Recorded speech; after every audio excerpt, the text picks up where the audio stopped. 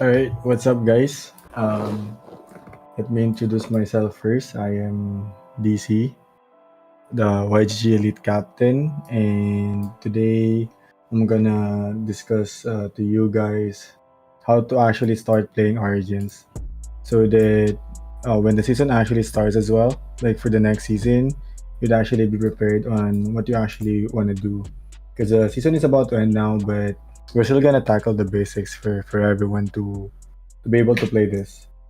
So basically, the game would give you like free axes, right?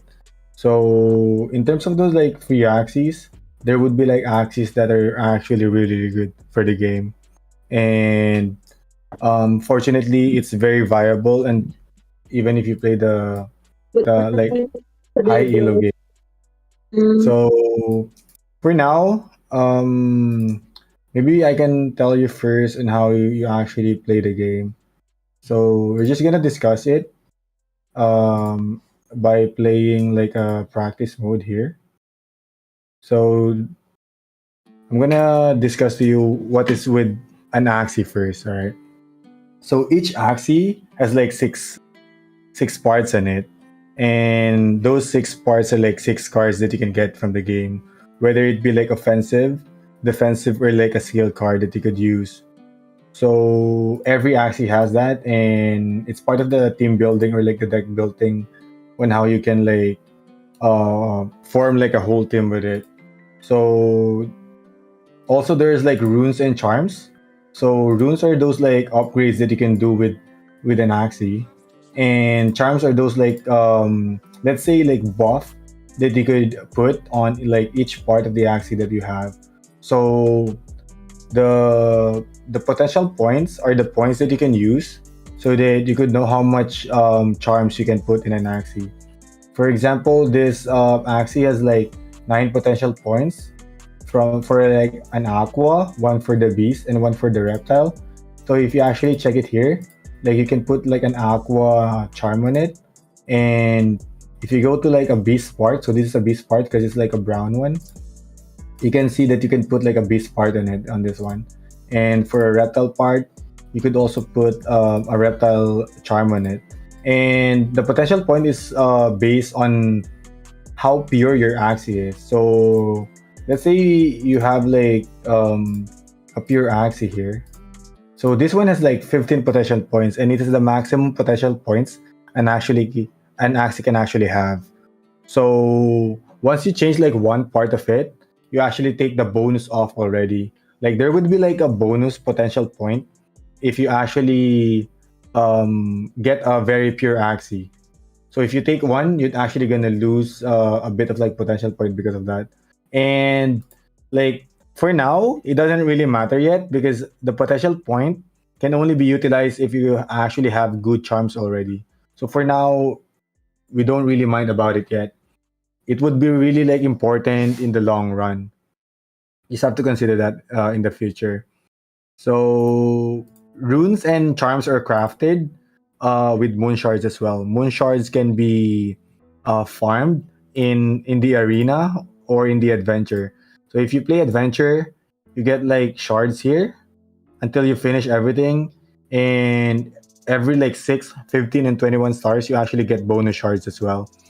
And there's this like foraging time that you get like free shards at the maximum of like 24 hours. So if this one hits like 24 hours, it's gonna get capped at 500 shards, so like 499. So make sure to always like collect it every day so that you don't miss out on those like free shards. And in arena, you also get like shards, but it would only the amount of shards you get would actually depend on which rank you are. So there's like a chart here.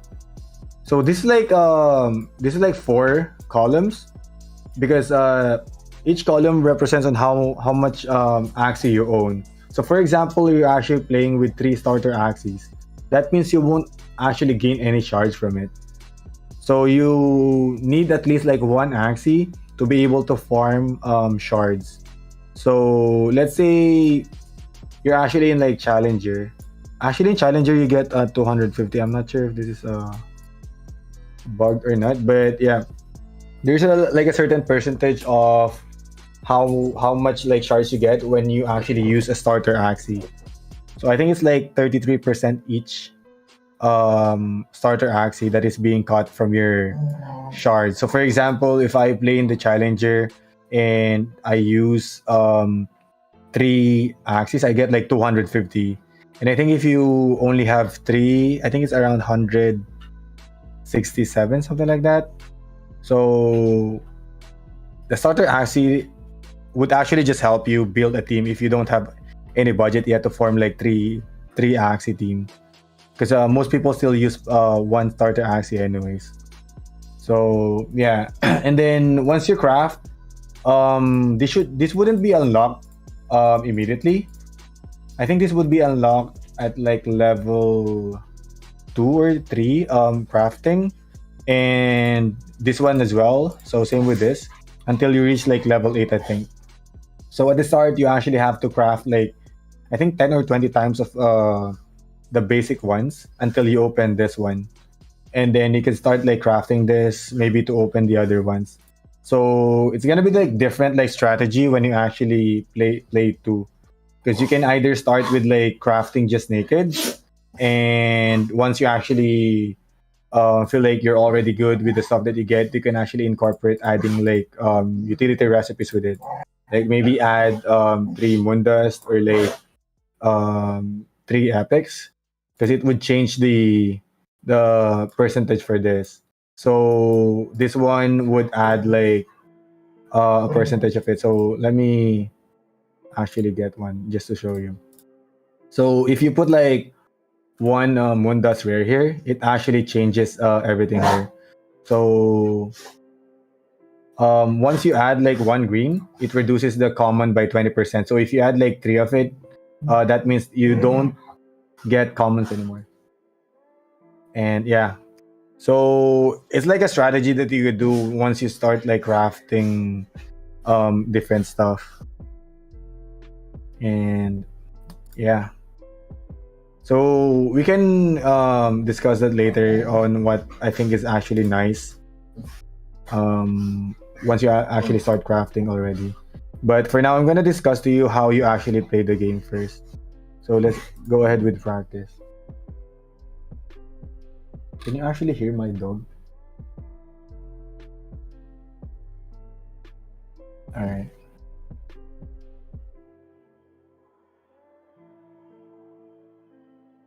Yeah, a golden retriever. Yeah. So, all right. Since this is just a practice, I'm gonna tell you what's the mechanic for the game right now. So every turn, one player gets 1 energy. So this is energy. Turn 2 player gets 2 energy at the start. So they're trying to balance it out. So what happens is that normally you actually get like 3 energy, right? So, but turn 1 player gets it by 1, and then when he goes for like turn 3, you actually get 2. And then turn 2 player gets 2 energy and then 3 energy. And then after that, it just goes on with like 3 energy. So let's discuss the parts of the thing first. So this is the history part. So once you actually use a card, it would actually be in the history. So for example, I used this card, it would actually be in the history. So you can actually see what your opponents are actually using. So now, my opponent would get like 2 energy, and you can actually see it here. But he's played it so fast that we aren't able to see. So yeah, now I have 2 energy as well, right? So let's discuss the other part. So this is called the draw pile. So since we have like 6 cards each, so this is a total of like 18 cards. So that would be like 18 cards in total here. So that means we still have like 10 cards here, right? And in turn 1, we actually drew like 3 already. So 3 plus 5, we have 8 plus 10. So that's the 18 in total. And this is called the discard pile. So the cards that we actually use already, I mean, we already drew, would actually go into the discard pile. And unless it's a card that actually vanishes. So let's just use a card there. So if you see, this card, for example, it's exile. That means that card is actually not in the banish pile. Instead, it's a new thing that they introduced this alpha season. So what happens with exile cards is that once you use it, it is actually equal to like a confused card, if I'm not mistaken. But wait, kind of miss it, I think. But yeah, so let's read it here. After usage, the card disappear, not going to the banish pile for the rest of the battle. So that means you can't like use it anymore. So they don't put it in the banish pile because there are cards where you actually use that you can get cards from the banish pile, so that you won't be able to use it twice. So there are cards like that. And there are cards that once you use actually goes into the banish pile. I'm not sure if I have a card like that. So it's actually named banish. So something like this. So if I use a card with banish, it actually goes here. So something like that. Wait, why is this banished? So the other parts of the like, let's say the board is this one. So you can see your opponent's energy when it's already their turn. So usually is gonna be like 3 unless they have like energy gain or like void, which actually reduces the energy. And then you can actually count your opponent's cards too. So this is like very important when playing the game. That's why this like Origins is also like very competitive because of how much information you could get on how the card actually cycles. So it's the same thing. So this one is equivalent to this one, and this one is equivalent to this one, and the banished pile is equal to this. So basically, you can see how much cards is revolving within your like deck and within his deck as well. You just don't know which cards it is unless you actually see it in the history. Because like for example, if your opponent uses like 2 cards here, you know that you wouldn't be able to see those cards again until this one goes to 0, or like you already know that it's the second deck. So yeah, and they already like put the damage of the cards here. And let's say you put like a charm here, they would actually put like the bonus damage already in your cards. The only thing that they don't add are those like effect from the runes. I mean, yeah. So for example, if you put like a rune here, which adds like 10 damage on each of your attack, they won't add it here. But if you put like a rune here that adds like 10 damage, it would show that it's actually 90 damage, something like that. So yeah, what else do we have to check here? Yeah, you always have like 1 minute timer when you play the game, and there's also the thing called like Blood Moon here, and it's gonna be in turn 17. So Blood Moon is the same with V2 of Axie. Both of you take damage like at the end of the turn. So the Blood Moon damage starts at like 20 damage, and it increases by 10 every round. So let's just like wait for it. Also, there's this mechanic called return. So for example, if I want to use this card for next round, all right. So if I like, let's say I want to use this card for next round, I want to click the return, and the cost of returning 1 card would be like 1 energy, and then it goes back to your draw pile for the next round. So there are games that it would be very important. For example, let's say you're playing this like Axie that is built around like Rage, and it's gonna go into like Fury form. So Rage and Fury is like the critical mode for V3 compared to V2. Once you enter like Fury form, your damage is multiplied by 1.5 or like 1.75, I think. And it would be Fury form if you have like 10 stacks of Rage. So there would be like games like this. So he enters like Fury form right now. That means his damage would be higher, and he would get like 1 extra energy. And there would be games like, for example, where you already have like 8, and you would want to rage but you don't have cards. You might want to consider returning it so that you can utilize it for the next round. So there would be like games like that. Also, there would be this like part of the game where you can spam like emotes if you feel like sharing your feelings to your opponents. So I think they would also add like other emotes in the future. So this would be like fun too. And yeah, we're already in Blood Moon. So once we end the turn, we actually take damage. Like all of the axes takes damage. 20 like pure damage, unless you have like damage reduction. So yep. And also we have this stuff here. So once you feel like you can't win the game already, you can just like surrender and the game would end.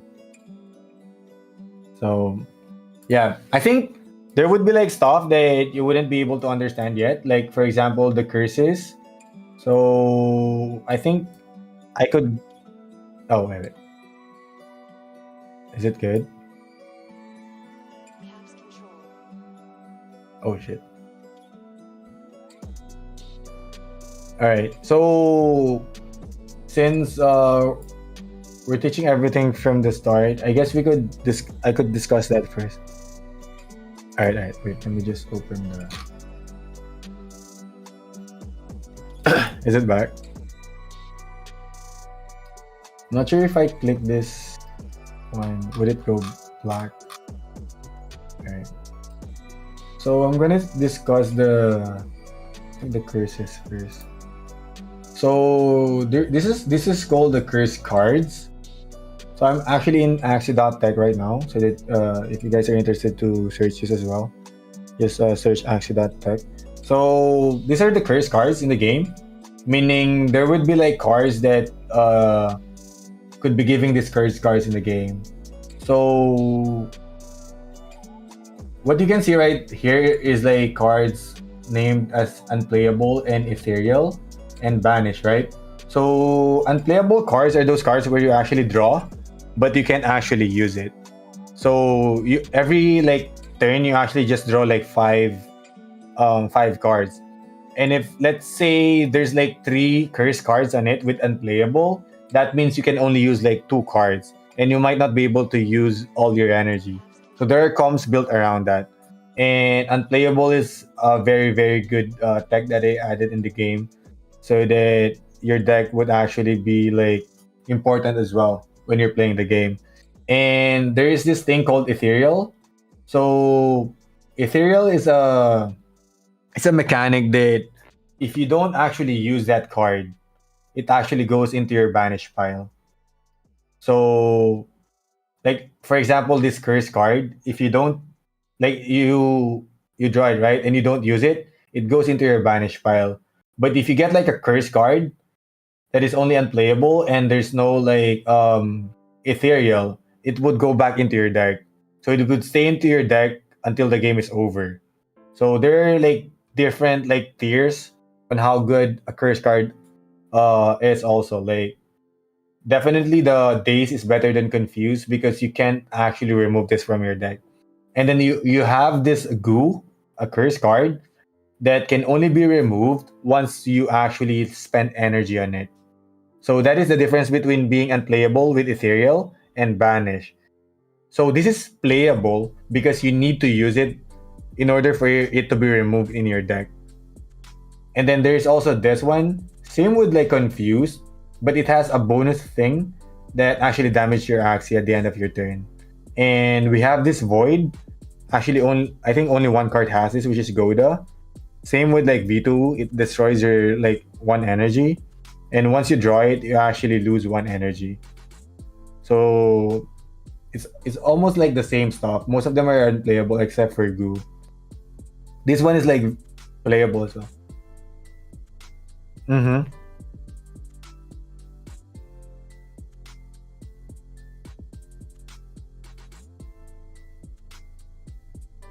Yeah, it actually like um it shuffles into your opponent's deck. So it kind of slows down the tempo of your opponent. Yeah. Mm-hmm. Yeah. No. So what happens is that every all of the cards that you have only revolves around your deck. So if you draw this and it says that it's like ethereal, after that round, it's already like in your banish pile. Like remember the pile a while ago? Like you have the draw pile, which the one that you draw. The discard pile are those cards that's already drawn and would be on the next like cycle of your deck. And the banish pile are those cards that it's either like ethereal or like banish that wouldn't be part of the game anymore unless you actually take it with like a special card. So yeah. Hmm.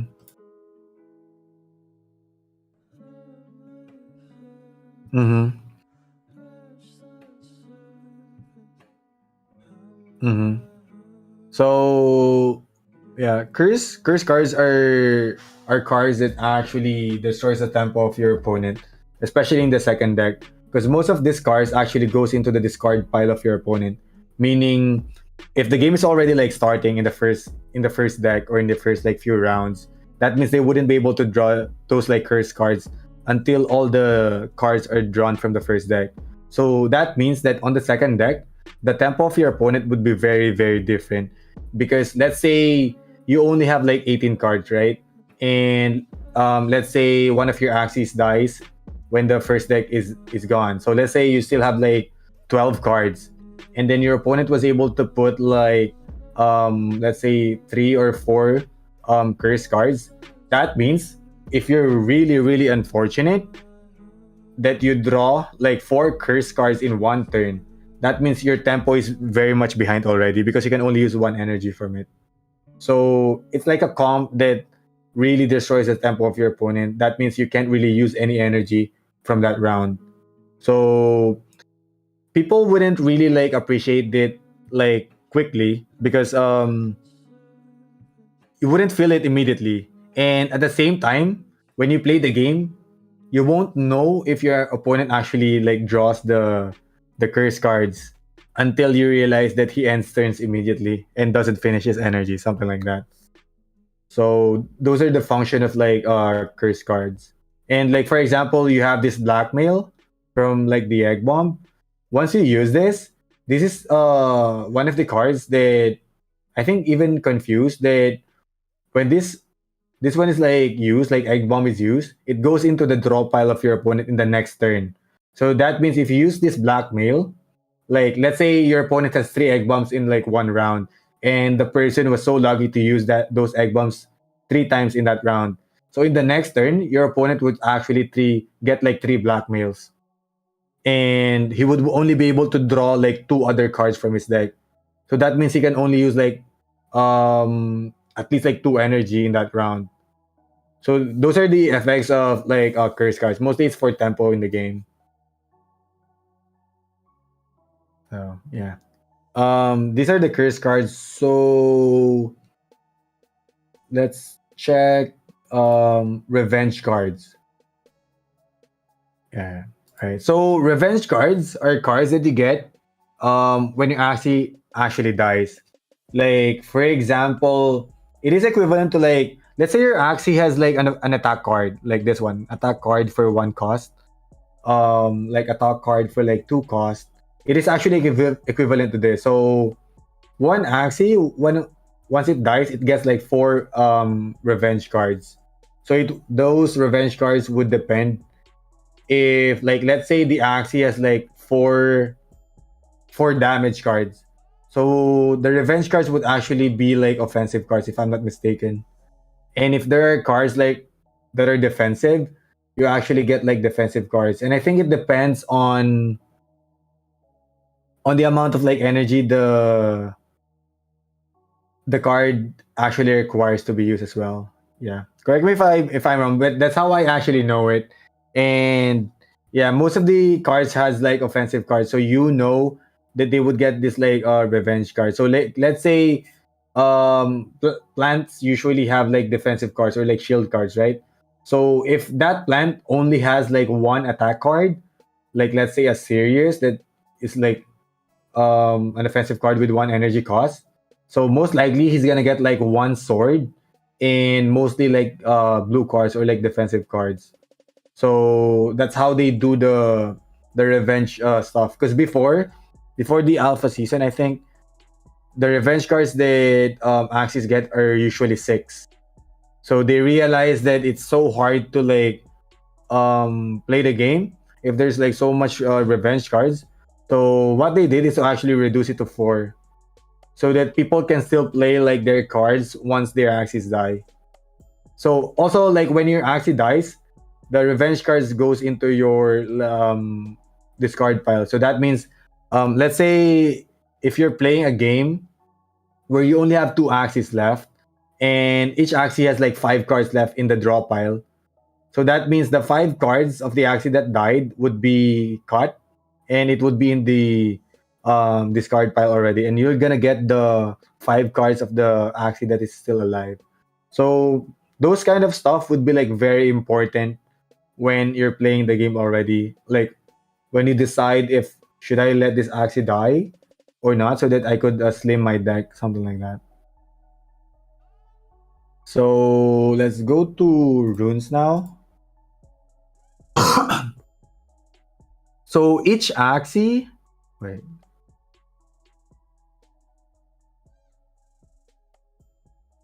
So each Axie has four runes, and each rune has its own like rarity. For example, there would be runes which are like mystic in like rarity. So here you go. So there would be runes which are mystic, rare, and epic. So it's really gonna be tough for you to get like mystic runes, and epic is the middle part of it. So as you can see, when you're trying to craft, these are the percentage of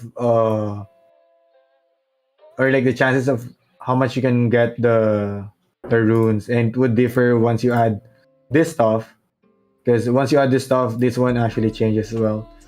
And this is like a common utility recipe, which means it prioritizes, oh I mean rare, which prioritizes the rare runes and charms more. Meanwhile, this is the epic one, which increases the epic chances, and this is the mystic one, which increases the mystic chances. So there are stuff like that, and most of the time, mystic runes would be the best in the game. Yeah, but there were also like epic ones that are also good. So yep, and then we go to charms now. So these are the buff that you could get from the game, like equipment in like RPG games. So like for example, these are the charms that you can put on your aqua, and also there's like a neutral one where like you can use it on any axie that you want. It would just depend on how much like potential point that you have. But it's the same thing with like runes. There's also like three rarities for it, actually four: mystic, epic, rare, and common for the neutral one. So like mystic charms uses like four or five. Oh, sorry. Mystic Mystic Charms uses like four or five potential points. Epic uses three or four, and then Rare uses two. And for the neutral ones, it's almost the same thing. So you also have to manage how much like potential point you would actually use.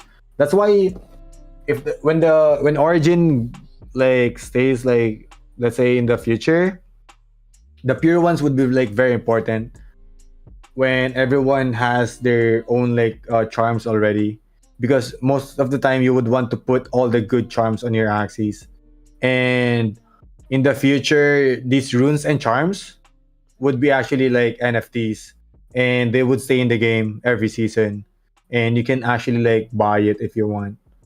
So that is the exciting part of Axie Infinity in the future.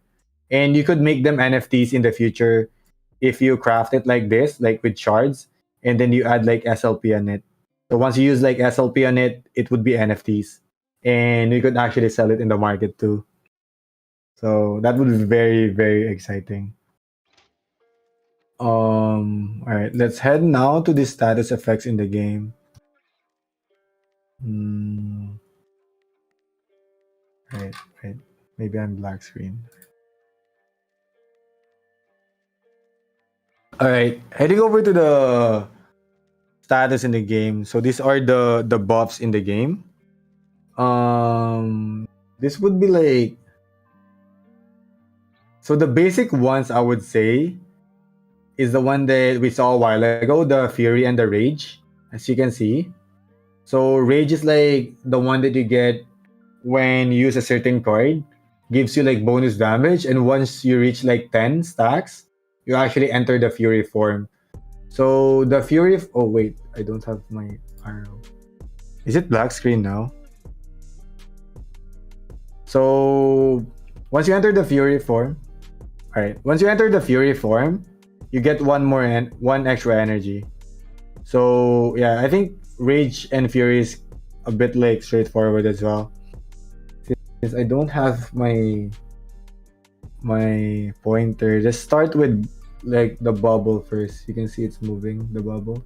So the bubble is it's actually from an aqua card, since like it's like a water thing as well. So once you actually stack like three bubbles, it's gonna be like a bubble bomb. So basically, bubble is like the rage version from aqua. So bubble is aqua, rage is a beast, leaf is plant. So these are the stuff that you can actually like stack, and feather is for birds.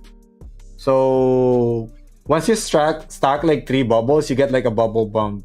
And in the description, it says that you actually deal 20 damage. I'm not sure if this is updated. I think it's already like 40. Yeah, but you get like extra damage from it when you attack from that Axie. So it's straightforward as that. And then Cleanser is a card that negates like a debuff. So we're gonna go with the debuffs later. So basically, if you have like a Cleanser on your Axie, once like someone tries to like fear you or like put a bleed or a sleep or a stun, it negates that debuff. So you wouldn't be like affected by that. So this is a basic one, a damage boost. And a feather is the one that actually stacks as well for like bird cards. So basically it's like bonus damage as well. And then we have the healing boost, usually from plant cards and leaf, which you can actually stack as well. Healing boost can actually be stacked too, and cleanser. Most of these can be stacked, except for meditate, shield boost, and stealth. So meditate is a very unique buff. It's not usually seen in the game because I think only one card uses it, which is a beast card, Zen, I think. So meditate for 2 turns. I think this one is still bugged. So yeah, this one is still bugged as far as I know. So we move forward from this yet. And then shield boost is like a buff where you take, I think, 30% less damage once you use this. So this one is nutty right now. And then stealth is a card that once you use it, that actually wouldn't be targeted by an opponent. So like for example, if you use a stealth in your front liner or in your front Axie, the attacks of your opponent bypass it and hits your mid liner or the next Axie nearest to your opponent. So in Origins, you actually attack the nearest opponent. That's why there are like 6 positions in the game, and it is differentiated by like the distance from your opponent. So there's no like equal distance like the V2. So there's no like random attacks. So let's move on to debuff right now. So for debuffs, we have bleed here. So usually people are like confused with debuff. I mean the with bleed and death mark. So the difference between bleed and death mark is that once bleed is like put in your like Axie, the damage is actually inflicted to you once you use a card, even a defensive card or like a skill card. Just one card, any card that you use on that Axie, on that specific Axie with the bleed, you take 15 damage. Meanwhile, if that Axie is inflicted with a death mark, you would only take damage if your opponent uses an attack card. Like for example, in that turn, like his first energy, he puts like a death mark on you, on your like let's say backliner, and hits your frontliner with an attack card. You actually take extra 15 damage on that backliner. So that is a mechanic that is also like interesting in the game. But once your opponent uses like a skill card or like a defensive card, death mark wouldn't like proc. So there is this card. Wait, what is this? Disarmed. So there's a card, Kestrel from the bird and Sirius from plant, that once you use, you won't be able to use your opponent wouldn't be able to use attack abilities anymore. So Kestrel is a card that once you use, like if a card says that it's initial, let me show it first.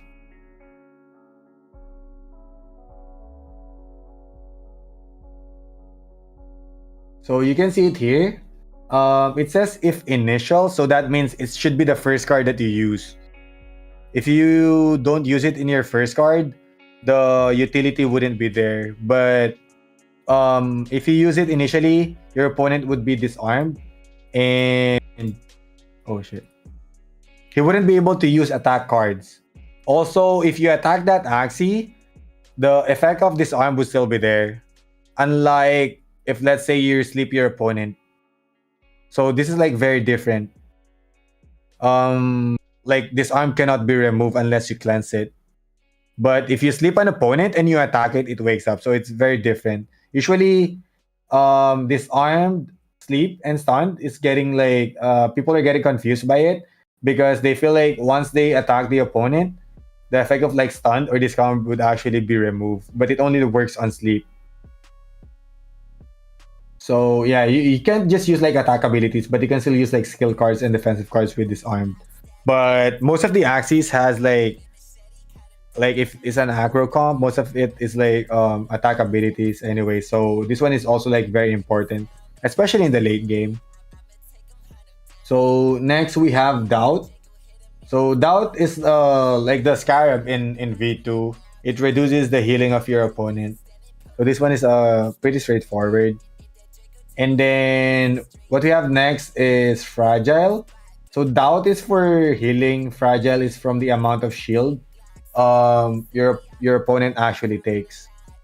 So let's say your opponent has like a shield card that gives like 100 shield, it would only have 80 shield on it. So pretty straightforward. But yeah, I think this one could still be improved by the mods because 20% less shield is pretty low in the current meta of the game.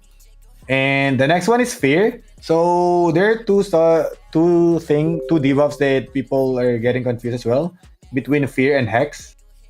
So remember the curse card a while ago, the confused one, the unplayable but ethereal.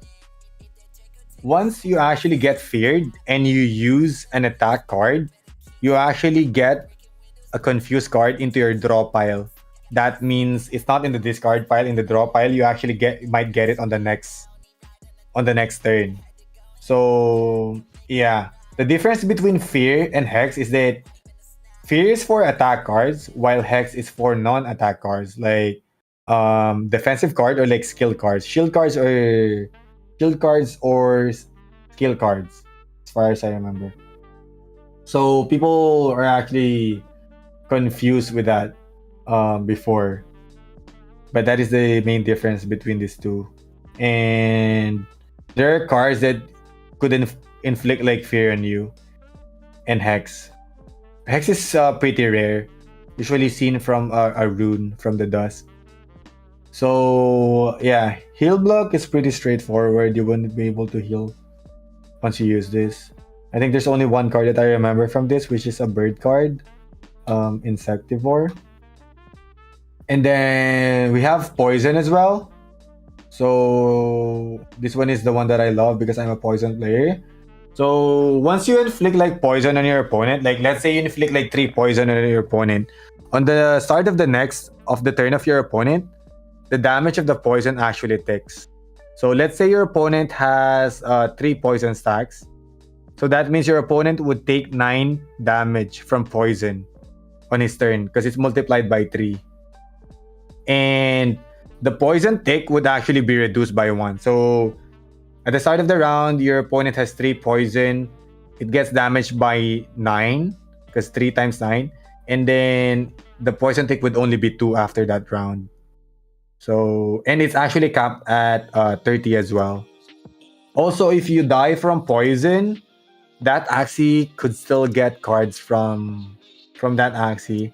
I think it's not a bug. I think it's a mechanic that they're trying to utilize for poison players as well, so that they can try to utilize killing their opponent with poisons. A very, very good mechanic that I usually try to utilize as well. And then we have sleep here. So sleep is the same with chomp. You can't use anything, but the only difference is that sleep is very like sensitive, you know, compared to stun, because once you sleep your opponent, they could still be like safe from the sleep if you attack it. So yeah, let's say you sleep your opponent in turn 1 with like double talk. If you attack it in turn 2, it would actually be removing the sleep already. Unlike if you stun your opponent, you can still attack it and it would still be stunned on the next turn. Then we have vulnerable, almost the same with fragile, but vulnerable is like way, way, way better because it is felt on the shield and on your HP as well. Meanwhile, fragile is only it's only in the shield. So people say that the fragile is still bad right now because it's the same value as vulnerable, but it only affects the shield. That's why vulnerable is way, way, way better. And then weak is as it says, it's like your opponent gets weaker, or the damage that they inflict is weaker. So it goes sideways, you know. Like vulnerable is like they take less damage, and then weak they inflict less damage. And then this is the neutral status effect called taunt. So this is a stackable status effect. So once you taunt, like let's say you use an egg bomb, so that actually gets taunt, and on the next turn, that is where all the attacks of your opponent would go through. So let's say you use taunt, and then your opponent applied taunt on your Axie. That means your Axie would actually get taunt for like 4 turns. So, for example, let's say if you saw the blackmail a while ago, in the curse, so blackmail. Once you actually click back blackmail, there's gonna be a taunt at your like backliner, right, or your furthest Axie for like 2 turns. So let's say you have like 3 blackmails. So once you click all those blackmails, you're actually putting like a taunt on your furthest Axie for 6 turns because it's actually stacks. So there's stuff like that. And if your opponent puts like another taunt on you, it's gonna be like 8 turns. Same with the debuff that we saw a while ago. So for example, you put I think doubt and vulnerable on your opponent, and fragile. I think it stacks as well. I'm not sure about death mark and bleed, but I'm pretty sure about like doubt, fragile, and vulnerable. It's stackable. So meaning like let's say a card like Grandma's Fan, which puts like vulnerable for like 4 turns. If you actually use 2, it's gonna be 8 turns. So they're like debuff that could actually be stacked and might be like worth it in the long run. So yeah, what else do we have? I think most of the stuff are being covered for the basics already. Um, it's gonna be a lot to tackle all the cards, but um, basically each Axie has like cards for each, and most of the utility cards would be in the tail and the eyes and ears, I would say. So you can actually like filter it here if you want. So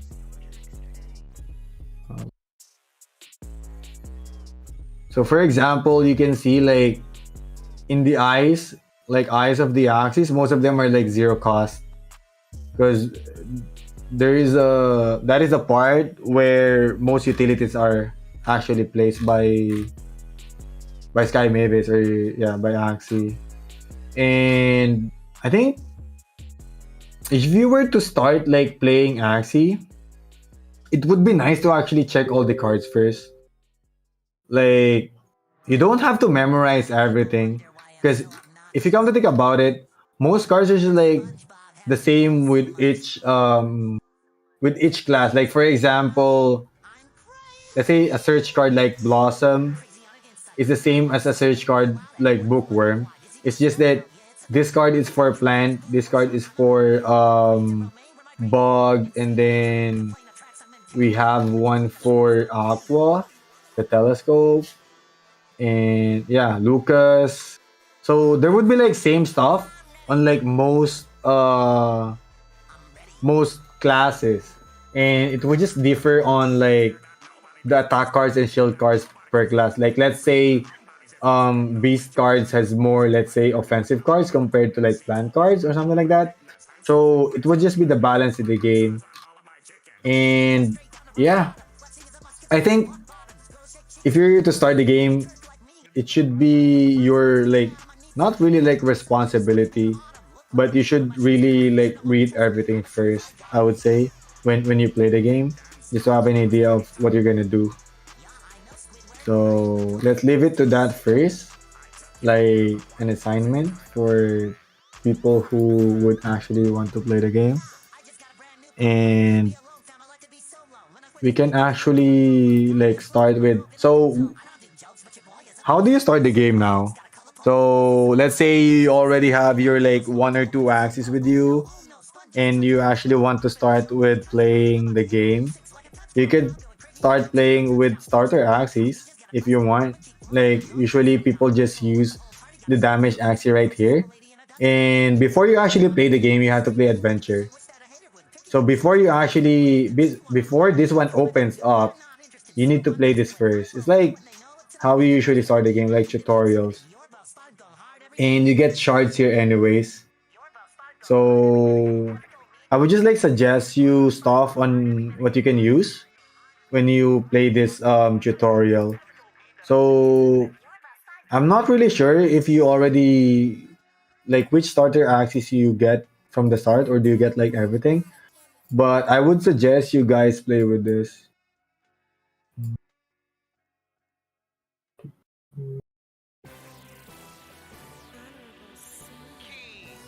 So you guys could play with this is a starter axie. And then you could get another free starter axie. His name is Trip. This one is good. And then for your like frontliner, you can actually use Olaf or wait, Oleg, not Olaf. What the fuck? Oleg, that is a front axie, a tanky one if you want. But if you actually have an axie with Nemo and a Shoal Star, that's what I would suggest you to use because these two cards is like very important to finish the whole thing. But you can still finish the other stuff with Oleg most likely. But if you have an Aqua or like any Axie with Shoal Star or like Nemo or like an energy gain, you can use this first. And then you don't really have to put like runes and charms on it. You can still like play it. But if you want to like finish all these like 21 stars, you just need like a common rune to finish it. So this would be like very like straightforward. So let's say we start here.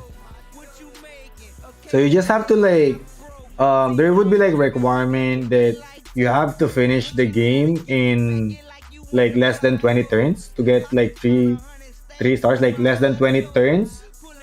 Your all of your actions should be alive, and I forgot the other one, but there's like three requirements for you to be able to 3-star everything. So once you play the adventure, it's straightforward. You just like keep on attacking this one, because the early round would just be like easy, to be honest, and you don't have to force yourself to finish 3 stars immediately. Your goal is to just like keep on like opening all the stuff that you could use, because it would lead you to being able to play arena as well. And yeah, once you can play the arena, you can do it later on once you actually want to craft more, because you can get free shards here.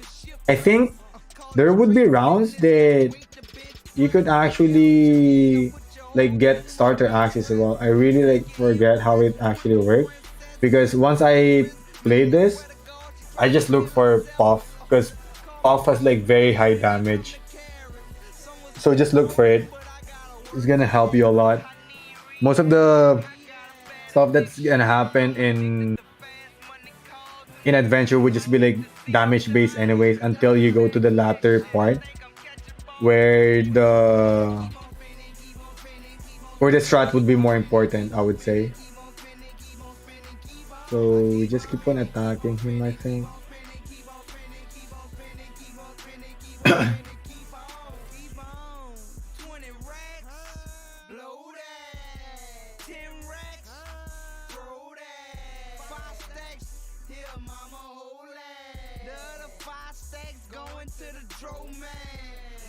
All right, so that's the end of the like first part. So once you finish this, it just like opens up the next ones, right? And most likely you'd have difficulty somewhere here until here, because this three would be the difficult like part of the adventure. And if you really want to finish the 21 stars, this is the wait, not updated. Didn't select it. All right, this is the team that would actually help you like finish everything. So once you go to adventure, for this stage 19 and stage 13, you just need these 2 starter Axies and 1 Axie with Nemo and Shoalstar. Because Shoalstar is actually a card where when your opponent is less than 90 HP, it instantly like kills it. And you would face like opponent that has like special stuff. Like it might not die immediately once you kill it. So you would really need extra damage from it. I mean the utility of it. So yeah, so you just need these. When I did this, I was actually using runes for 10 extra damage. So that is pretty big, and I'm pretty sure that once you actually play this like stuff, you might be able to like get those charms and runes already anyways. So you can finish this for sure. So that would be long, and it still depends on the RNG on how you get the cards, because this is like 2 waves. So yeah, you would just like feel that, all right, this is the right like setup for me to finish this adventure. You definitely like feel it. So I'd leave that to you, but definitely I would say this is the best comp for this one and this one, for if you really want to finish this. And if you're going here, this one is the most difficult one. What you want to do is change your midliner. So not everyone knows this, and we just like found this out recently as well. So just maybe take note. Get a bird. You need a bird here. If you don't have a bird, I would suggest you not waste your time trying it, because I would say it's not really like worth it, because it would take a lot of time unless you're really bored. So you can get a bird with the requirement is a summon eye, which is a Mavis. Where is it? Where is it? So let's say this type of bird is the one that you want. So you need a Mavis, you need an egg bomb, and you need something with that applies weak. So for like the wave 3 of that round or like stage, you would need weak so that your Axie wouldn't die, because you need all of your Axies to be alive to get 3 stars.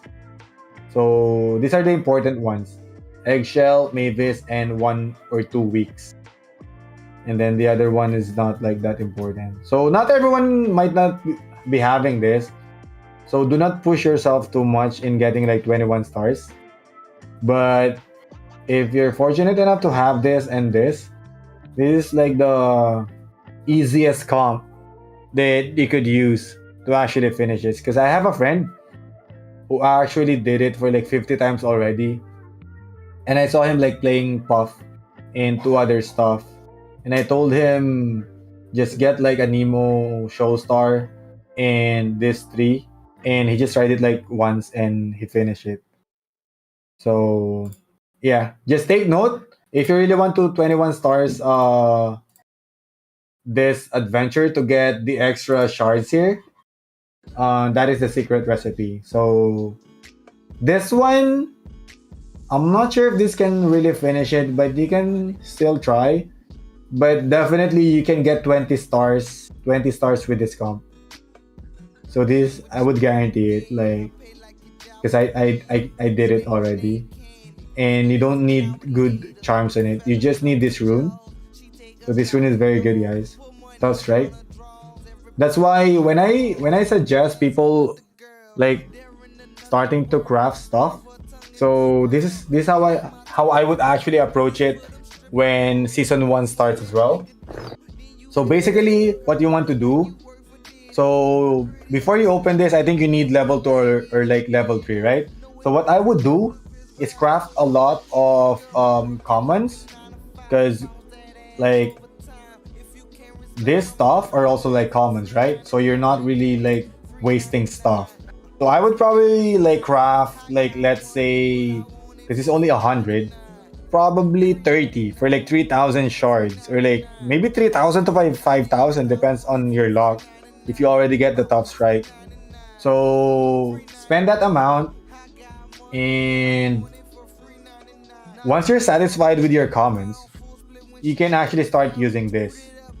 And do not use this unless you really want something.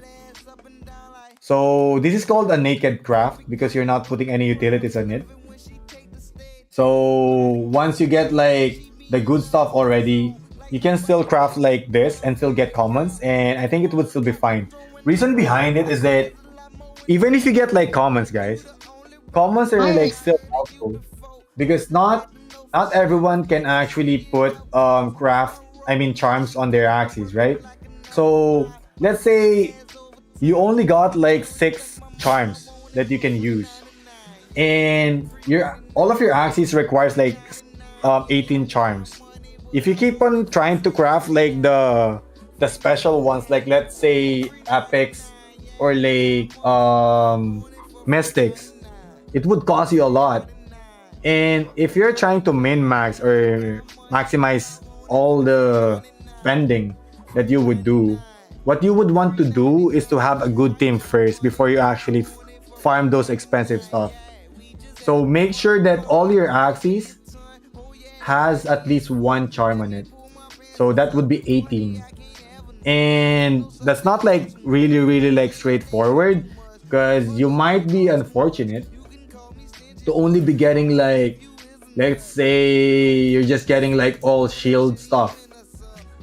So you just get like shield stuff. So that is not like good, because not all of your cards would actually benefit from it.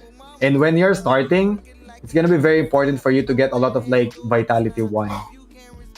because vitality is always good in the game. So let's say you get like 18 of this. It's the like the simplest thing that you could have started with a game, and the bonus would be just like attacks. But yeah, the best one would be to get like vitalities for you. And yeah, these ones are like still good. Thick shield is very good. Top strike is like one of the best runes right now. Even at like leaderboards, it's still there. And then leftover potion is also good. It's the same as like calcium armor anyways. So yeah. And then once you get like puff, you can put this if you get it. And yeah, just use this when you get it, when you have puff, because most of the people would actually use puff even for next season. That's how I see it. So yeah, that's how I would actually do my craft if I would start the season. And if you would want to do it, you can copy it as well. It's how I did my stuff anyways. And yeah, I wouldn't like share it anyways if it's not good. That's how I approach it. So now I would actually suggest comps that you can start with as well for next season. So I created this stuff. So not everyone would actually wait. Let me send my dog out. Wait, wait. Let's go. Let's go. Let's go. Go, go, go, go, go, go, go, go.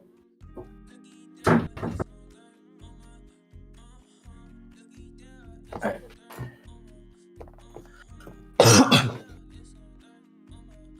So I prepared like 2 teams here, but if you have another team, like let's say you have a bird, you can actually do it as well. This is like a team that you can actually use to farm shards and could be used even on like high elos. So the good ones would be like Puff, for example, because it's for like everyone has it. It's just that once you use Puff, remember that the amount of shards that you get is only like 66% of what you should be getting. But think about the win rate that you could get from this Axie because it's really really good. So for the front line, usually we want like an Aqua or like someone with energy gain. So put a normal one.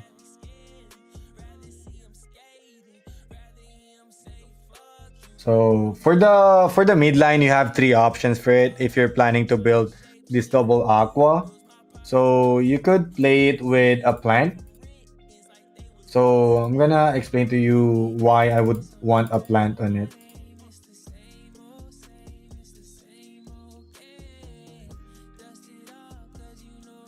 So the idea behind a team like this, like even for like other ones, is remember the card that we're talking about a while ago that has taunt? So a plant with cactus has a taunt.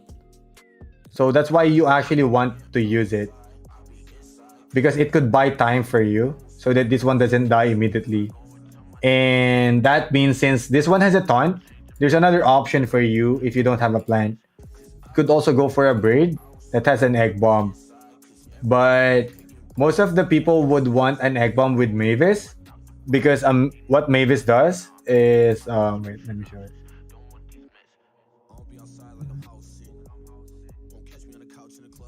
So what a Mavis does in the game is that once you summon it, on your next turn, if the Mavis is still alive, one of your attack cards would actually be 0 cost.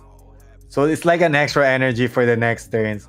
And the Mavis could live for I think 2 or 3 turns. So it's really really helpful and can help speed up the tempo of your game.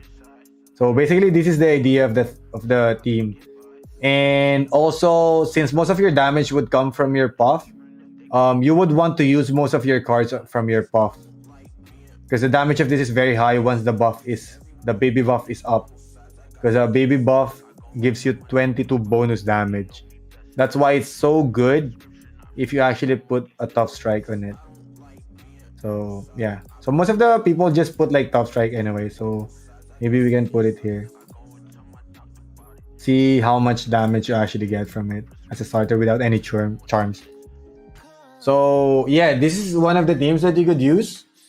The tail doesn't matter that much. It really depends on how you want to approach the game. You could put like post fight, hair dagger, or like any other damage card. But most of the time, you would want a damage card with this comp, especially with Puff. Also, it would be very great if you have like energy gain here. That's why if you actually ask me how I would rate the starter team, I would put the plant in the third like option because it doesn't have any like energy gain except for like the carrot, which is not really an energy gain. So I would put the bird for the second one because it has a Mavis and an egg bomb. But the most straightforward one is just to use another aqua with Nemo. Because usually what you want to do is to actually use a Nemo and play the damage cards on your Axie.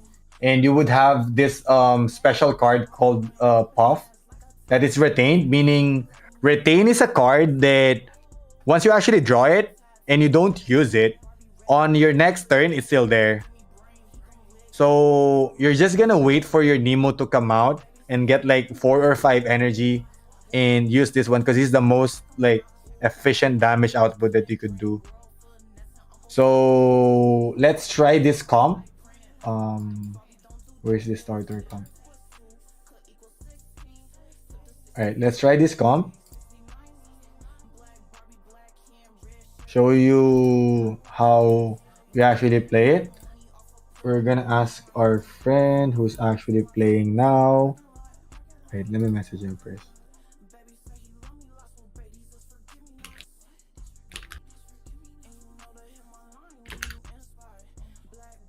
All right.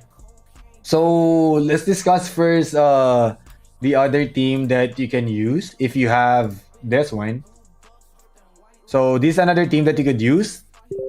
This one can also reach like high elo and it's very like straightforward to use. And you actually gain the most amount of shards that you can gain because you're using what do you call it? Not starter Axies. So this is not really like important. You can use another like Aqua on this. You just need a Nemo in it. And for this one, so basically you don't really need to use like this Axies as well. It's the same idea. So basically when you're starting the game, what you want to do is to put like 2 taunts in your mid and your back so that you can spread damage. So basically you can also play like a bird on this like Axie and it's still fine. As long as there's like 2 taunts in your Axies, it could be a good starter for the game. So that's how the idea of the game, I mean the starter teams would actually work for you if you're trying to build one right now. Basically you would want like energy gain and yeah, 2 taunts in front and in the back. You don't need a taunt in front. So that's the idea behind it. And let's try to showcase this team.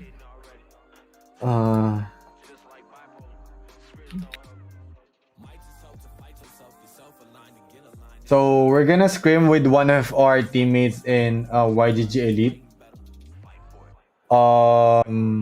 He actually used this team to climb until Dragon, I think, or Tiger before. So yeah. Wow, he actually is a good comp too. So yeah. Oh, he didn't put any runes. So basically what I would do right now is teach you how you actually play this like comp so that when you actually start the game, you have an idea on how you can actually play it. So basically our opponent actually kinda counters us because he tries to aim for our backline here because of the blackmails. But let's see how this works. So basically when you're playing this comp, you would always want to use the baby buff. And then since we don't have any cards here and we still have 1 energy, we're gonna use clear so that we have a chance of like using 1 card. We're gonna clear this too. Clear is like you discard cards, but you get extra cards from it afterwards. So we're just gonna use this card, which gives a curse card to our opponent, and then it goes to the banish pile right now. Meaning, once it's already in the banish pile, you wouldn't be able to get it anymore, unless you have a special card to get it, like tricky or like yeah, something like that. There would be cards that could actually get cards from the banish pile too, and there would be cards that you can also use to get cards in the discard pile. Once you actually check the other like the card list or like the one that I showed you a while ago, you would be able to see those cards too. So now my opponent uses this one. So I don't have any access to this, right? So it would be really like tough for me. Also right now, if you can like notice it, I only have like 3 energy here. So in order for me to maximize all my damage here, I would want to use this one. So if I play Tiny Dino initially, I get 15 more damage. So checking all my damage cards is the most like beneficial for me. And I don't want to use this with just like 1 energy because it wouldn't be like worth it. So we're gonna try to use Nemo here. So we're gonna get like 3 energy and use this to its like full potential. Hopefully it kills 1. If not, it's kind of unfortunate. So that's why this Axie is kind of like RNG based as well. Because sometimes it could clutch your game, sometimes it could ruin your game if you actually play it early. Because if you play it early, you have like, let's say, high chance that hit different like Axies and you wouldn't be able to kill it. But you always have to weigh the options that you have, especially when you're trying to utilize a certain card.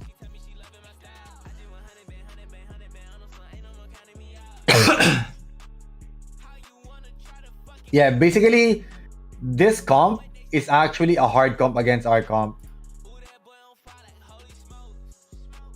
But it's still winnable. So we're gonna try to utilize Shoal Star now.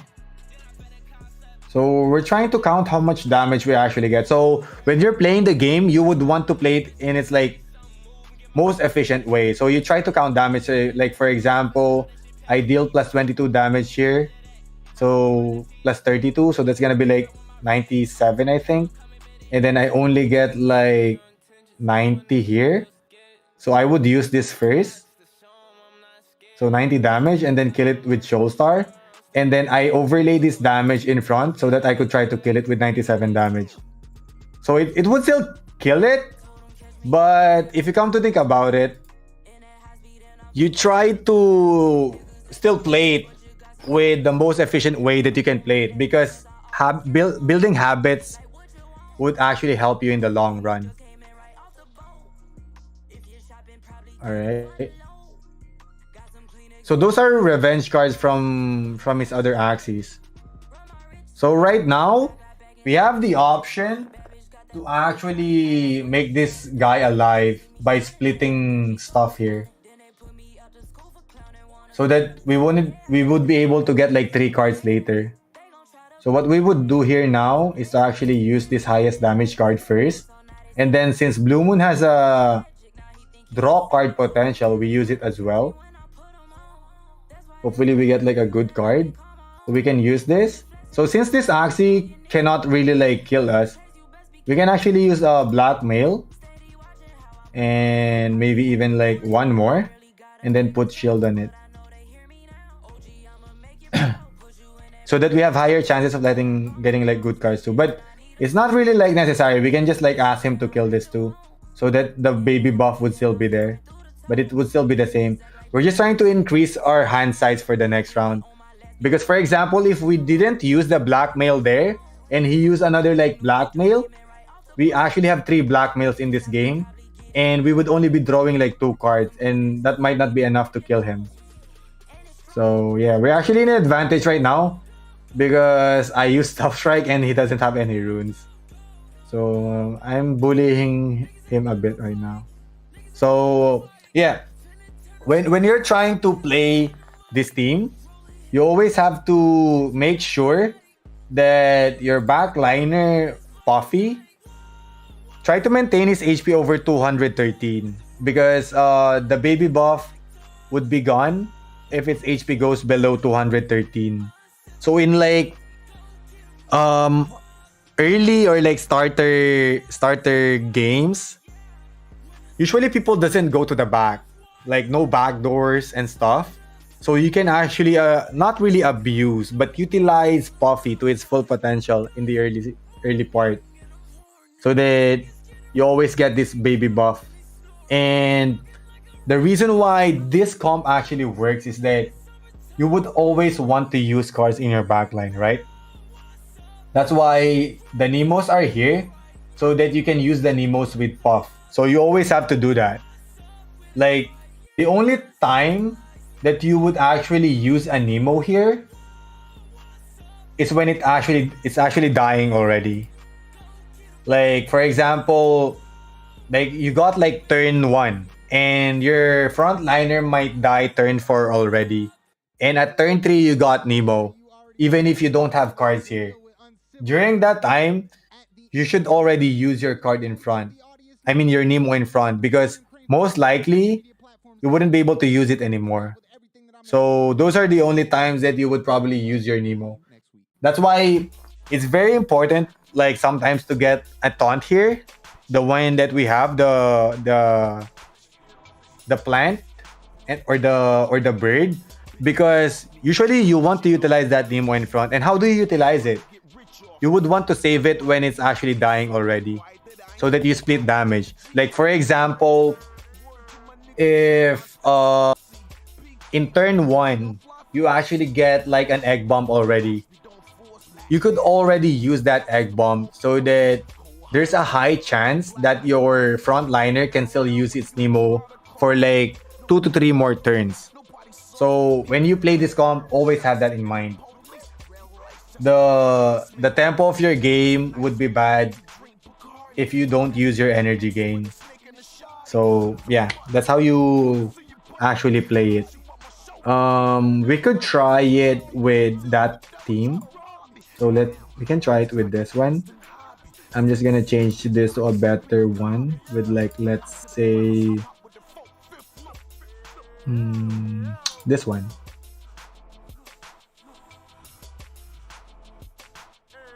So just tough strike again. We're gonna try to bully our opponent who's not using any runes, because I said it's naked. Wait, where is it? Wait, I don't have drop strike anymore. Right, let it be.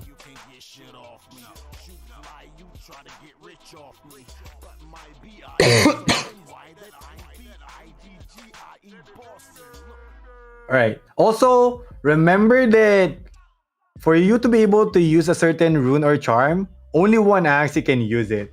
So, for example, when you start the game and you have limited runes and charms, if you want to play it as well on another team, you need to unequip it. And equip all the runes and charms and transfer it to the other Axie. You have to do it. That's why you really need a good amount of like runes and charms at the start as well.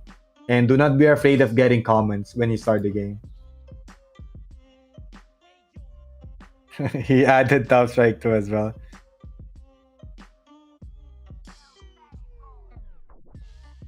Oh, sure, sure, sure. All right, all right. Yeah, just go for the Q&A right now. All right, all right.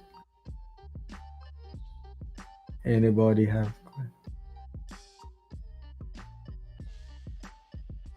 All right, all right, all right.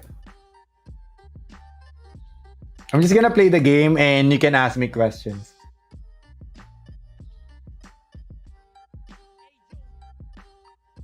All right, I asked him to invite me. He doesn't want to lose. He wants to win as well, so he insisted on playing. All right.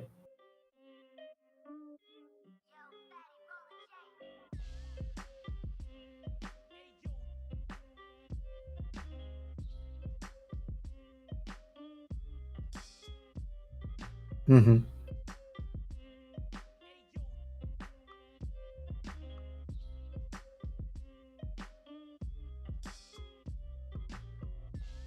Mm-hmm. All right. So if you're trying to craft like at like the mid game already, what I would actually suggest you do is craft with two greens, one blue, or two blue, one green. Because if you try to always go for the mystic, you would actually lose a lot of shards. And in the long run, it wouldn't really help you because you always want to balance your team. And the I would say, if you ask me my strat, the only time that I would actually um, do that is if I'm already good with my team. So the mystic runes that I'm aiming would just be like bonus. So when you're trying to play the game, like let's say you're trying to go for like top 10,000 or something like that, your mindset shouldn't be on aiming for like mystic runes. Your mindset should be aiming for like epic or rare runes.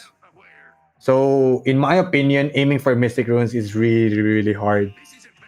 So try to maximize everything by just using intermediates with greens or blues. And I think even my friends have more like success doing that as far as I know. So yeah, this I would suggest. Because I never tried using the mystic as well. And I know a friend who did that and he actually went into another account because he felt like he wasted a lot of that as well.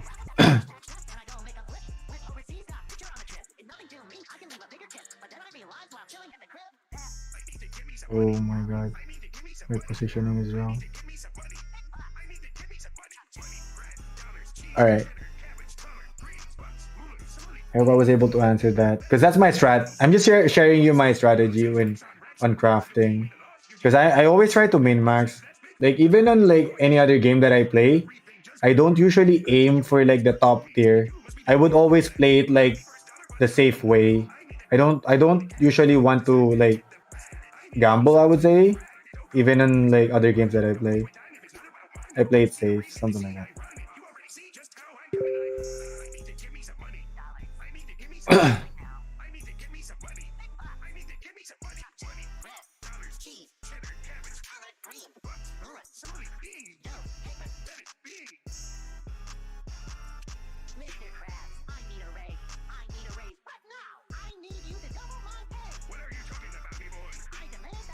So as you can see here, I could try to kill it, right? So what I would do here is to actually apply a black mail, so that I put my taunt here.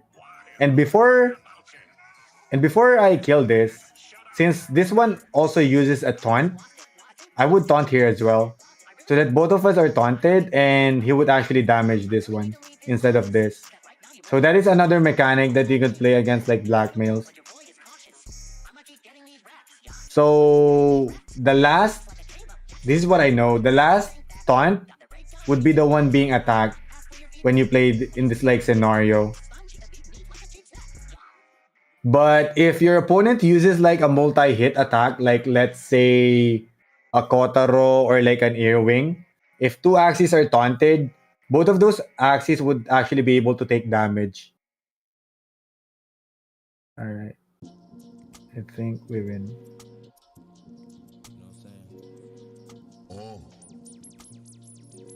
Alright. Do you have other questions?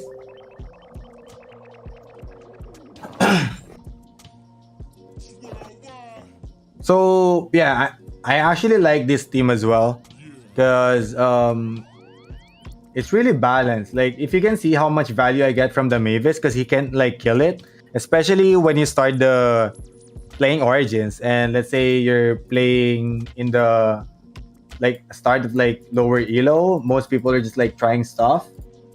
You could easily climb your way up with this comp because it's really really good.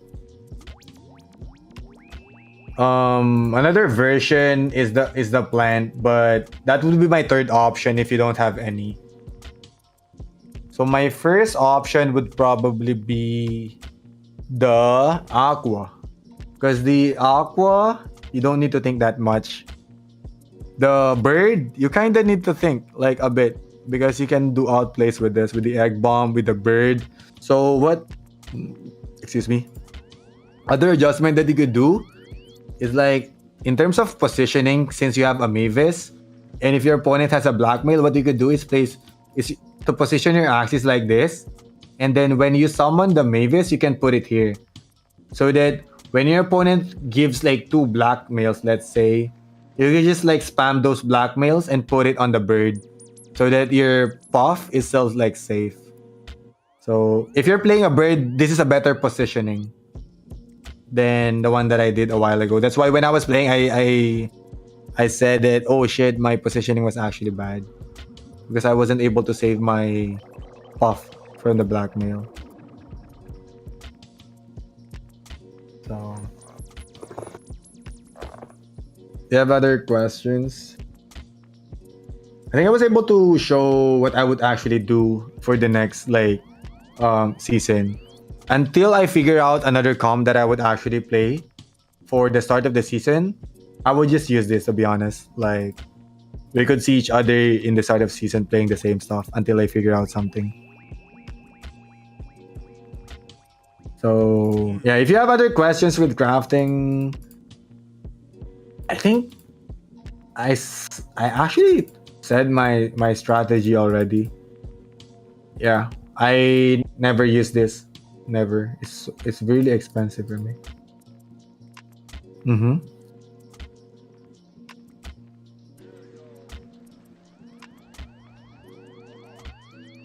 Team comp, yeah. So the one that we use actually, I would say is the best because I would say like most color teams actually has at least one aqua or like one plant. That's the way that I feel it. If there is nothing like that, maybe there's a bird. That's why the suggestion that I made is to actually use one starter Axie. So it has higher chance for like scholars to be actually playing it with. And if they don't change that much, this Axie, it's really like busted. Like I'm telling you, some of the people here in the top 10, like Tommy, I think maybe Ant Panda, they're still using this one, but they just have like good runes and stuff. But Top Strike is just really good, guys. It's really good. So the only thing that might be a problem with Puffy with Top Strike is that it doesn't apply on Puff. So if you get something like this in the future, make sure to put it on Puff. Use this one and or there's another one. Maybe I don't have it. Yeah, just use this one once you get it. So it also applies like extra damage on random hits, because I mean multiple hits, because this is only for non-multi hits, right? And Puff is a multi-hit. So Puff could deal like 99 damage each with this. If you're using Top Strike, I think it's only around like 85 to 90 if I'm not mistaken. So yeah, that's the only difference that you would like probably experience. But other than that, if you get like a leftover potion here, it's fine. If you get like a leftover potion here, it's fine. Just make sure this one gets the Top Strike immediately. So just craft commons, I would say, like 30 of this, and you could already start playing. And 30 isn't that much, guys, because you can just like go with this, like maybe just do like 15 stars, and you would be able to craft that already. Like, you're just gonna be very unlucky if you don't get any like Top Strike immediately. But other than that, start with Puff. Start with like a Nemo Axie. You don't even need Nemo, to be honest.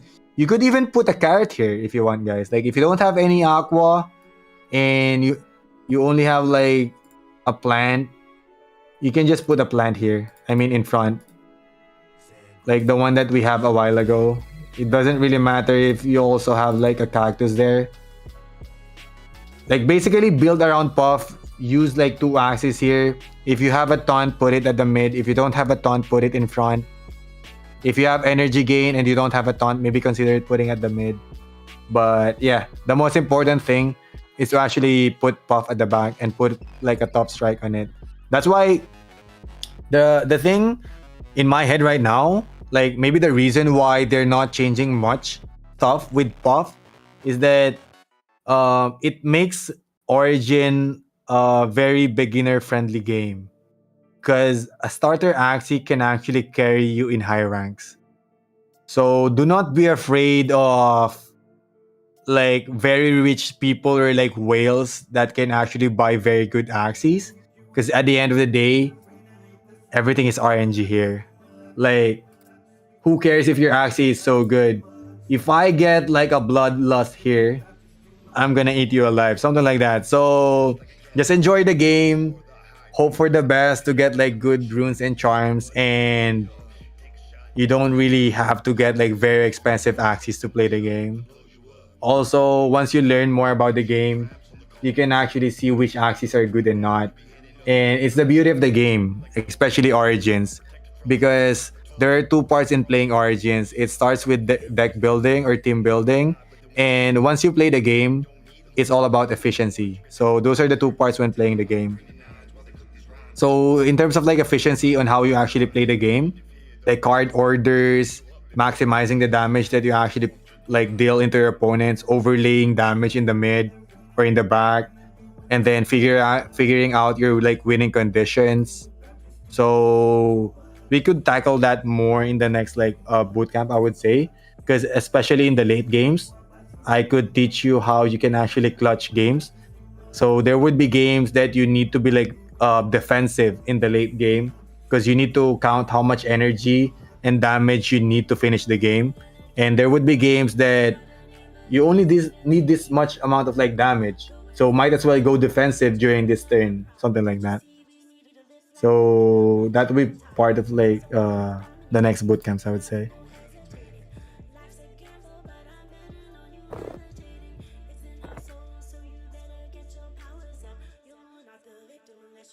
All right. Mm-hmm.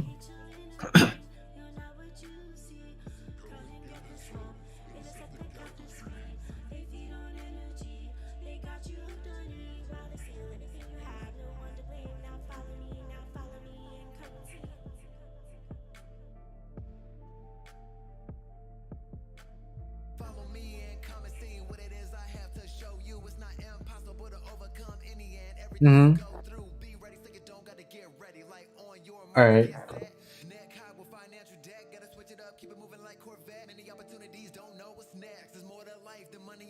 All right. Your eye is chubby.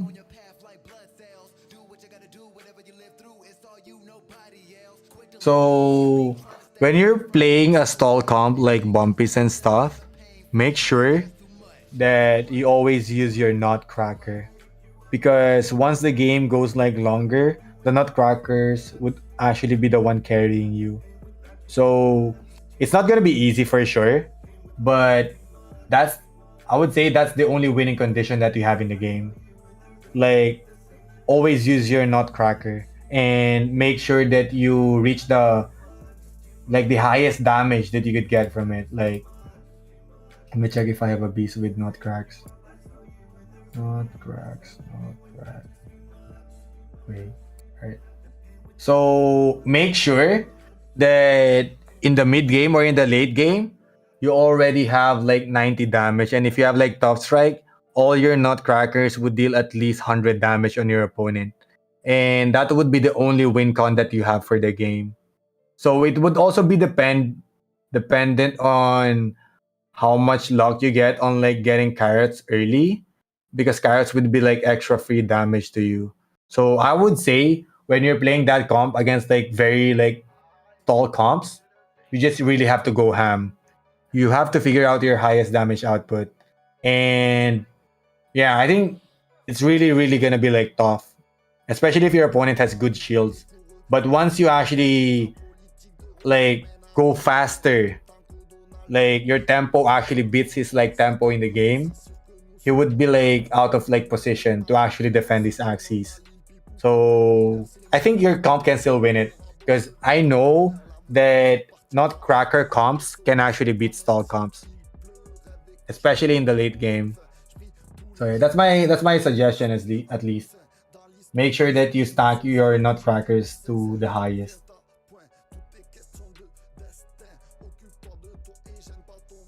And go very like defensive, aggressive. Do not use like pumpkins maybe. I don't think you should defend in that comp. Like even if you're like let's say frontliner dice, you don't really mind because it slims your deck.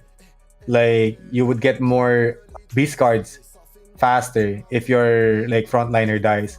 And as long as you take care of your midliner, I think it's fine. So basically you really just want to stack like nutcrackers like faster. So I'm glad that I'm actually doing. Yeah, yeah, yeah. It's really just tough for you, I would say. But if you're doing it that way, I think you really just have to hope for the best. I would say because it's really a hard matchup.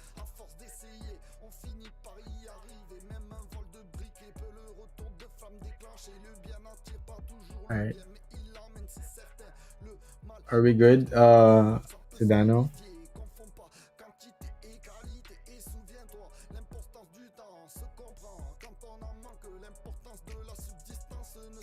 Excuse me.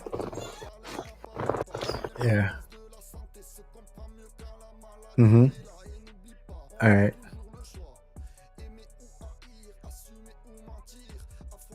Yeah. So for next week, I think I'm still gonna figure out which starter comps people could actually play because as you can see, it's just like 7 days left for alpha season unless they actually like extend it. I don't know what's their plan, but it's just 1 week left and there's not much to talk about for like very like I would say advanced comps yet.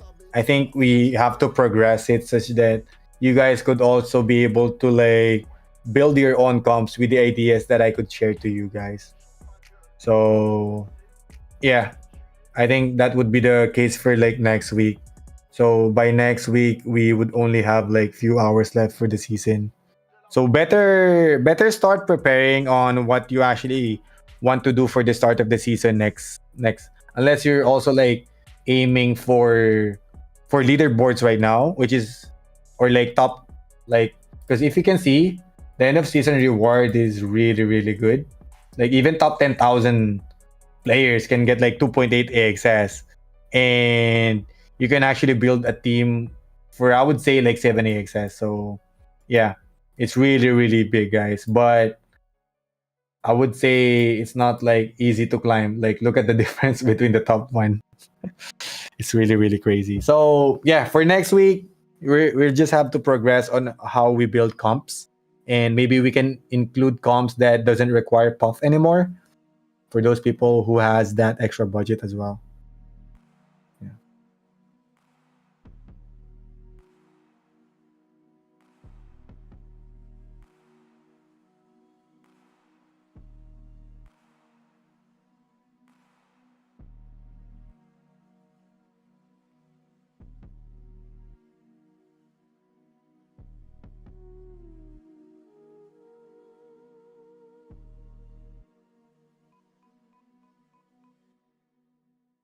Thanks, guys. See you on the next one.